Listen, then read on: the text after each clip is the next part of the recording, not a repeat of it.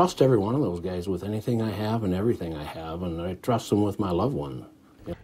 Wapaton's police chief and a member of a Southeast drug task force in North Dakota says agents knew what they were doing in handling the Andrew Sadek case. Now, Scott Thorstensen is telling us that his comment follows today's release of a review of SEMCA, the agency that prompted Sadek to become a drug informant after they caught Sadek selling a small amount of marijuana in and around the Wapaton campus. Now, Sadek would go missing in May. His body would be turned up in the Red River in June. Killed by a gunshot, but was found wearing a backpack full of rocks as well. And the review offered just a few minor changes to how the agency should conduct their investigations.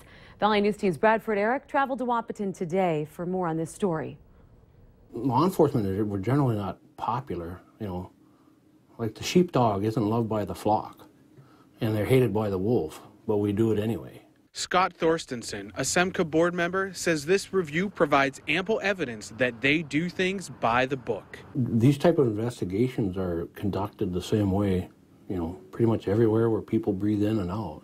They never did anything wrong that needed to be changed, you know, and not that people can't make mistakes, don't get me wrong. The review spells out recommendations that SEMCA officials say they've already adopted, minor changes to the way SEMCA conducts business, as well as including a Bureau of Criminal Investigation agent on the SEMCA board, an agent stationed in Wapaton. So to answer your question, would it be under the Attorney General's office? Not necessarily. It's a combined effort, equal effort of all participating agencies if BCI is on that task force.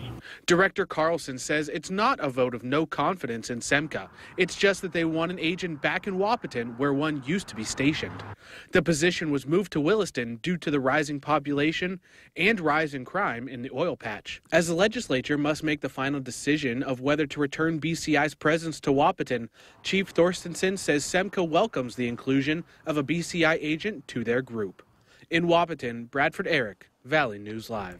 We also talked to Andrew Sadek's mother, Tammy Sadek, who claims that her son was murdered. Tammy Sadek says the review says nothing important. She says all this report shows is the further investigation is needed into SEMCA, the drug task force.